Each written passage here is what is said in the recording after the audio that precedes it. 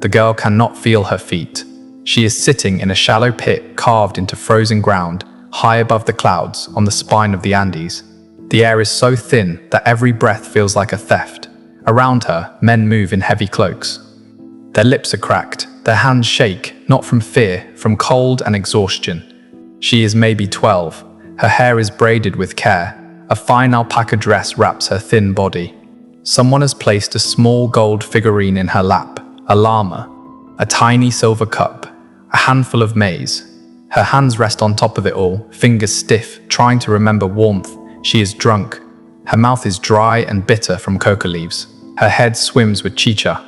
The snow around her is dim and unreal, like a dream she cannot wake from. The priests speak, but their words slide past her. Blessings, prayers. She hears only the wind. It does not blow up here, it cuts. One of the priests kneels in front of her. He tucks the blanket tighter around her shoulders. His face is calm, professional. He is not angry, he is not kind, he is doing his job. He tells her what they told her in Cuzco. You are not dying, you are going to live with the gods. You are becoming their bride. The empire will sleep safely under your protection. She tries to answer. Her tongue is heavy, her jaw will not obey. Her breath fogs in front of her and then vanishes. He brushes a bit of ice from her eyelashes. For a moment, she looks like a child again. For a moment, he hesitates, then he stands. Behind her, other pits wait, already filled. Other small bodies curled into the fetal position, wrapped in soft cloth, surrounded by offerings. If you're drawn to real history where innocence is destroyed in silence, comment where you're watching from and stay with me. A row of children turned into holy objects, a row of lives turned into policy. The priest gives the signal. Snow is pushed around her, stones, bundles of offerings. The sky narrows, the wind fades. The last thing she feels is not cold, but a strange, spreading heat under her skin. Her heart slows. The coca and alcohol finish what the mountain began.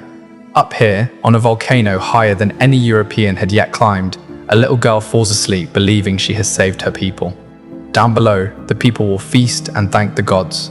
And in the heart of the empire, other little girls will hear her story and pray they are never perfect enough to be chosen. Because this is not where their suffering began, it is where it ended. And for many of them, this was not even the worst fate the Inca state had prepared for them. To understand why a child's corpse sits like a statue on a mountaintop for 500 years, we have to go back, down the mountain, down the path, all the way to the villages where she was still just someone's daughter. 15th century, reign of the great Pachacuti. The empire is expanding, new valleys, new tribes, new harvests, and new children. Imagine a small Andean village clinging to the side of a steep slope.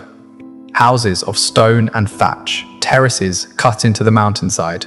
People up before dawn, hands in the soil, eyes on the sky. Life is hard, but predictable. There is one day, though, that does not fit into the cycle of planting and harvest. One day, the villagers fear more than drought, more than frost, more than sickness. It is the day the imperial officials appear on the Inca road. They are not warriors, no spears, no blood on their tunics. They wear fine cloth, dyed in bright colors. They carry tally cords. They walk with the calm of men who know no one will say no to them. They are there to count. Not maize, not llamas, not textiles. They are there to count girls. When they arrive in the village square, the air changes. Conversations die mid-sentence.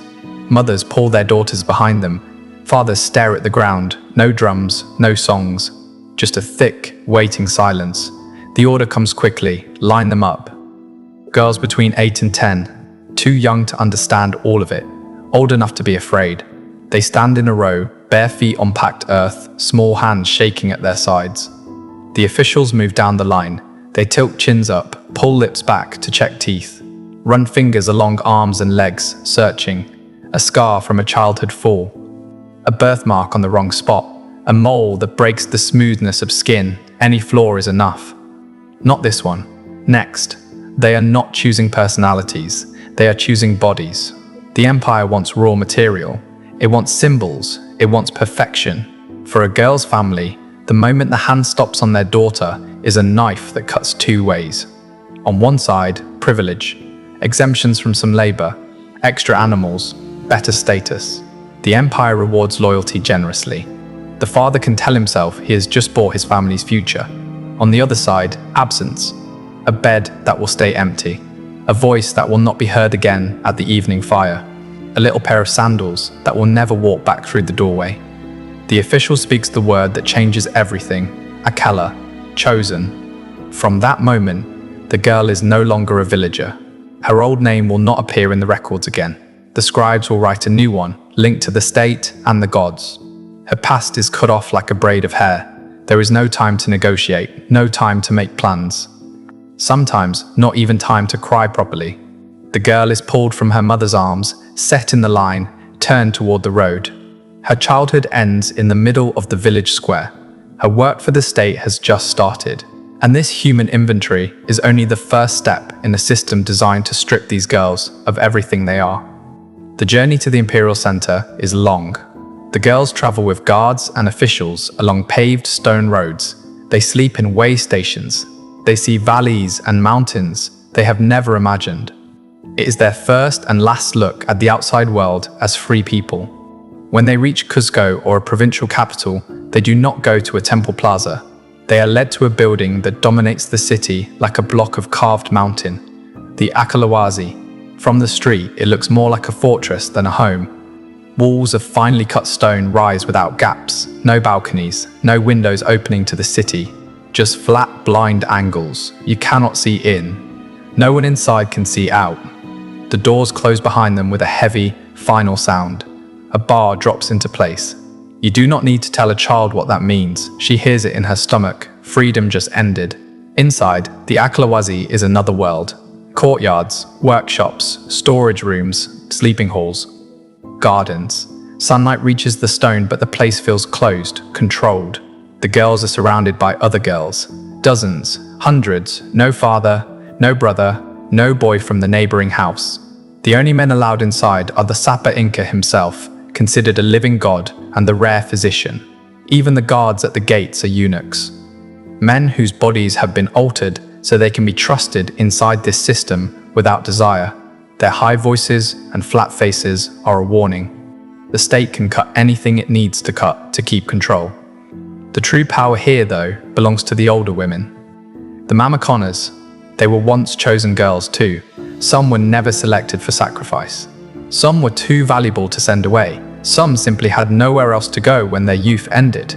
Now they run the Akalawazi with steady hands and eyes that miss nothing. Training starts immediately. Every day has a pattern: wake, ritual, work, instruction, more work, short sleep. The girls learn to weave kumbi, the finest fabric of the empire. Thin vicuña wool, complex patterns, cloth so soft it is fit only for temples and the emperor's skin. Small fingers pull, twist, tie, and pull again until they ache.